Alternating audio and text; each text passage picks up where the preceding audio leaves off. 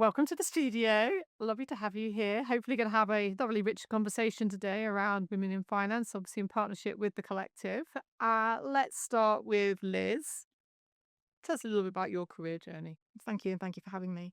I'm Liz Basten. I've worked in marketing for 30 odd years now, in CMO roles for large corporates and fintechs, predominantly the last 20 years in fintechs, helping them with brand engagement, product launches, etc., and engaging with the public, speaking human, not finance.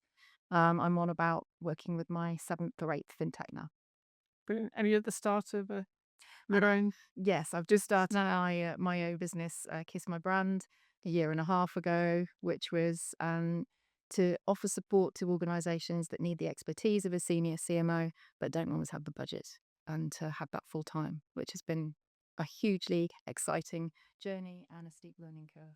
Well, we might touch on some of that. And then Kim. Yeah, Kim Jenkins. So currently fourth into a startup for an AI first operating model for financial advisors. I have worked in tech for 25 years. I pretty much left school and went straight into working in tech in the late 90s. I've always worked with customers of technology, adoption, onboarding, and just kind of gone from very beginning, working on support desks, right to kind of leadership. And now COO. So, being in fintech since before fintech was a thing. Before fintech was even a word. What do we even call it back then? Financial services technology, which is long when you're, like trying to introduce it. Yeah, did it. Let's just get straight to another point. Some of the key barriers that you think or have experienced or see in the workplace in terms of your journey or others. I would suggest that part of the challenge is in the construct of organisations. Most of the founders of fintechs, CEOs, and commercial leads are men, and I've often been the only woman on the board, and a lot of the behaviours and therefore the culture of the organisations can be male dominated. That doesn't mean that can't change. I think some of the other barriers are the fact that, let's be honest, a lot of the time women are the primary carers for children, or looking after elderly parents. There's a lot more demands on women, no matter how much the offer is to share it 50-50. A lot of the time it does fall with a woman. And then I think the perceptions of women in those roles can be a challenge if you've got the time to do it.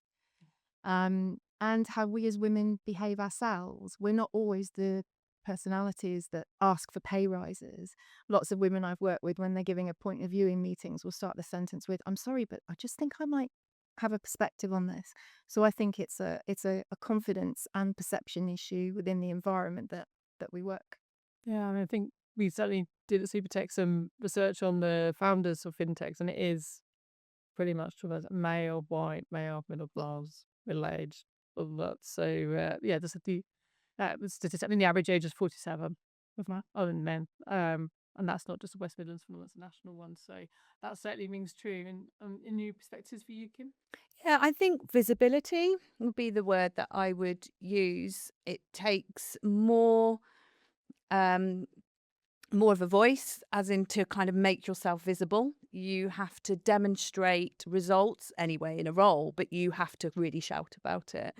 And I think you really need to kind of discuss with your peers what you want to do, because if you don't do that, the barrier is that you're not seen to be that right person for that role because you're female. And I guess the barriers for me personally, I saw a real lull in my career for about 8-9 years, because I was between the ages of 30 and 38. So the expectation was maybe that I was going to become a mother, and I didn't. And I think that for me, reflecting on my career, was a real moment of kind of, plateau is a really good word. Yeah. And really fighting to try and have that visibility. And it was tiring at times to constantly go, look what I'm doing. And because then people think, oh, you're showing off. No, I'm not. I'm actually trying to progress. But yeah, very kind of dormant for a bit. So how does one go about, if you take visibility then as a thing that perhaps you can take or try and have some control over this culture harder. If you're Mm. trying to be a self-actualizing woman in the workplace, what could someone do? What would a listener think?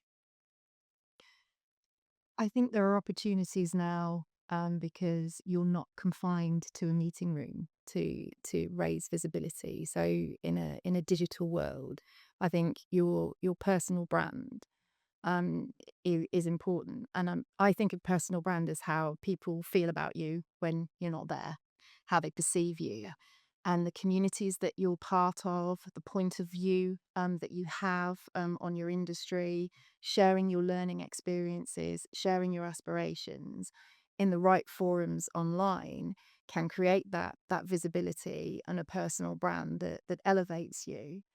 And in the workplace itself, it's putting yourself forward. It's putting yourself forward. And I thought it was really interesting when you say, as a woman, you're like, sorry, I'm not showing off. No, you're not showing off. Put yourself forward. Can you imagine many men saying, sorry, I'm showing off? It's part of that mindset. So I think create your personal brand and be authentic and true to yourself. And I think that will help. The opportunities there now that were not there 20, 25 years ago to do that. Is that how you went about it? And it was the exact word that came into my head when we were talking about is personal brand. So one of the things I've reflected on in later in my career, and maybe because we do have the platforms now to kind of promote ourselves, is that during that time, I wonder what would have been different if I did kind of personally promote myself on LinkedIn, do podcasts, do this kind of activity, and would have that elevated that visibility? Yes, I think it would have done. Um, that was only like 6 years ago, but I do think things have changed over the last 5, 6 years. I certainly feel it and see it. But again, I don't know if that's just because I've pivoted a bit because I've gone, okay. Yeah, I think Mm. it's also it's hard, isn't it, to try and put yourself back in 15 years or so to that mid-career professional, even perhaps early, and particularly in something like financial services where it's so regulated and what you can and can't do, and particularly if you're in advisory, so in that wealth bit, that you thou shalt not speak for the brand. So where do you? I want to use the word confidence, but I was like, how could you assure a listener the permission basis of which, but that what can they do when they're not going to get themselves into trouble? Because that would be my fear, and particularly in those contexts. Well, personally, I think that is also seeking out other women. I think there's a role for women in this sector of financial services, advice, tech, to uplift other women. So joining communities like the Women in Finance Collective and others, I know in that community in particular, there are people in the first year of their career, and there are people at the other end, and it's having that encouragement and looking at examples of where people have faced similar challenges and overcome them. Because I think talking to people just starting out now, some of the challenges are less, some are greater, and some have stayed the same when it comes to gender pay gaps and perceptions and so on. So I think seek out your tribe. Seek out people that you admire. Seek out people that will lift you up and you can connect with. Would be super helpful. I suppose that sort of links nicely to thinking about mentorship. Is that something that you think is a powerful force? I'm trying not to lead the witness here, but what do you think about mentorship? So we hear about a lot in this type of conversation. I'm going to be completely transparent here. I've not reached out enough. And I think if I'd had my tribe and felt a community earlier on in my career and felt that, I'd had that mentorship and that group, I think it wouldn't have that a little bit lonely at times at a senior kind of leadership level when you're the only lady in the room. Yeah, certainly I think I should do it more. Um, there's always different perspectives and views on things. And I have to say, mentors for me predominantly actually have been more male in my career and have found it very helpful. The ones that have actually been really forthcoming, I've very proud to have worked with some great CEOs of tech businesses that have taken their time and CFOs have taken their time and spent time going through and mentoring me on things like commercials and things like that. And I will always remember them. But it kind of happened quite naturally. They kind of just was receptive of it. I'm guilty of not reaching out and going, right, this is my panel of people that I want to talk to. And I probably should do more of that. And well, I think that you can have official mentors. You can have, people make a career out of being a mentor, and some people choose to do that and check in once a week and, a coach and So that support. was sort of structure into it. Yeah. But you can also have, and personally I found this most valuable, unofficial mentors, which are people that you admire. And I've worked with some incredible women and men that I've learned from. And I've also tried to pay it forward with people that work for me and around me. So I think, don't always think that I have to get myself a mentor. Just gravitate towards people you admire and look to learn from them, and then I think it comes naturally. Also, mentors, could be very positive influence, but they're not a magic bullet. Are they? So, you still have to put in the hard work. And interested to see what you think about professional qualifications and professional development as part of supporting one's career progression. Yeah, well, again, on a personal level for me, I know that some organisations have got a tick box. So you won't always get through the first level of a recruitment filter if you don't have a particular level of qualification. I didn't do it that way. I didn't go to university. I ended up doing a postgrad diploma in the evenings, and then I did my master's at 39. So, that you don't. Kids as well. Yeah. I did, yes, very much on, which it was hell. It was all worth it in the end. But it depends what you want to do. If you're going into a regulated industry, if you're going into a particular area, again, look at what's needed. If you haven't looked at something, offer to do it, because a lot of companies will support you in that if it credentializes their employees. So yes, sometimes a necessary thing to have, but there are ways to circumnavigate it if you don't have it immediately, I would suggest. Well, I never knew we did something similar, Liz. So I was the same. I actually didn't go to university. Left school, college, went straight into a financial advisor. Within a year, saw in a newspaper an advert for which was then called First Software. And we had a little advert, and I applied for the role. And at that point, I just had an MVQ 2-3 in business admin, my GCSEs. I wanted to be in tech. But immediately, soon as I was there, I did get that pull to go, I feel like I should have done uni or something like that. Not actually the experience of university, but the qualifications. So I studied in the evening, did HND in business and IT, and then topped that up at Coventry University in the evenings. Again, I didn't have children, but I did go clubbing a lot at the weekend. I know. I was like, how did I do this? 2 evenings a week, working full time and a social life. But I did it, and it took me 5 years. But at the same time, I always remember coming to the end of that and going, I'm not in debt. I've got 5 years experience and I've got a degree under my belt, which actually played out really well, because things like you would do a module on project management or business analyst kind of role. And I'd be like, oh, I've just done that on my lecture. And I'd be able to play that into my job.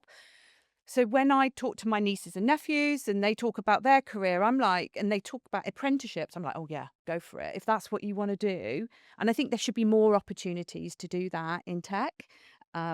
Because traditionally over the last 10 years or 15 years, it's been that university. But again, you apply for the bigger tech businesses and they are looking for, a BA in or a first in X, and it's a tick box exercise. So it's really hard to get some of these organisations. But I have learned, I don't know if we're now to name them, but very large tech business have actually taken off having to have a degree to apply for a role because it's actually not inclusive. Because you get some families who actually can't afford to send their children to university. So I'm all for apprenticeships. And then throughout my career, I've just done a bit of a diploma in consultancy because just to help my role. So I've always tried to do it relative to like what I'm actually working. Yeah. But haven't done a master's yet. And a bit scary of the price of it, to be honest. So that makes sense in a sort of traditional sense. But then there's this big AI thing happening, changing the workplace, changing the way people learn, etc. And that doesn't quite fit, I think, sometimes this traditional way of accreditation, perhaps. So I was interested in your views on what it's doing in AI and what the opportunities might be for people in the context of career progression. I would suggest that the AI is the biggest industrial revolution of our time. So you can't ignore it, embrace it. I would also suggest that AI presents one of the biggest opportunities for women. There's a recent study by Harvard, of all people, who say that if you think of what AI is designed to do, which is to take out the heavy lifting, a lot of the admin work, a lot of the repetitive work, which in financial services organizations, a lot of women have held those positions over time. They will be free of a lot of those admin burdens. And what organizations are going to be needing are people with empathetic leadership, customer relationship building skills, customer engagement strategies. And often, not always, but often, that's a woman's strength. So I think understanding the role that AI can play in the workplace and embracing it, but then thinking about what that means in terms of opportunities, particularly for women in sector, is a great opportunity and something that I think everyone should focus on. And you're obviously building an AI business. Yes. Is it Yeah. you on this sort? Yeah, absolutely.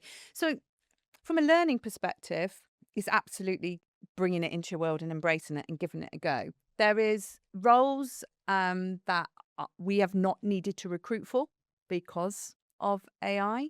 Interesting. And I don't know if that's because we do have some of the experience and qualifications in the business and domain expertise in the subject matter. So there we can then go and use the AI and really prompt it and go, that's not quite right, Drive it hard. because we've got expertise already. So I think from our perspective, you've just got to dive in and give it a go. But try and utilize it to the best of your ability, but don't worry about don't not ask for help. So I'm quite fortunate because I work alongside a chief AI officer. He's late 20s, Midland based. His brain works completely different to mine. So I'm learning all the time because different model. I'm thinking multiple models, and so it's a world I still am learning about, but we have to embrace it. But I am seeing the impact of it on roles, administrative roles, but more analytical roles, research roles. Typically, are not being as needed as much in a startup So this business. is an unintended consequence of AI for women, possibly. Yeah. If we're occupying those roles, but also an opportunity. I was just wondering if there's a gender difference between fear of it or adoption or utilization. You got any advice or tips for perhaps a mid-career professional who's feeling a bit stuck right now, not sure, wants to make that move? We talked a bit about personal brand, but any other experience or I'd reset your purpose. So I always think of this as the sort of man that I found attractive at 19 was not the same sort of man that I found attractive in their 30s and 40s. I really not. Thought I could change them, never could. And I feel that what you want from your career can evolve. It can also completely diversify and change. So if you feel stuck, do you feel stuck because of the organization you're in and the lack of opportunity or culture? Or is it in yourself what you want? what you want. So I think your personal purpose, your values, and where do I want to be, and then to work out, can I be that here, or do I need to change? I know people that have moved from jobs as a prison officer to a paramedic in their 40s. And, I'm not suggesting such a drastic thing works for everybody. It might just be a slight shift in emphasis. But don't always assume that because you set yourself a career trajectory, that it's a prison sentence. There is a big wide world out there, and you can pivot and change. Yeah, take a leap of faith in yourself as well, I think is What do it be when you grow up faster working it out? yeah. Yeah. And whether you've got a family or whether you haven't got children, if you want to spend more time doing other things, how can you weave all that into your life? I think there's a real social media and societal issue with this. You can have it all, and at a certain age, a woman should be an amazing wife and mother and smashing the career and leading the charge, and that's BS. Nobody has it all. Nobody. And if they project that they do, then they're not telling the truth. And we're all getting by as best we can.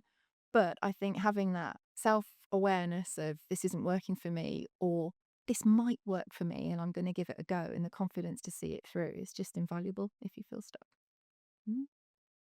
So looking ahead, final thoughts. What skills do you think are invaluable for the future of women in finance to try and be able to thrive in future? I think the AI evolution is key for women looking to take on a career in finance.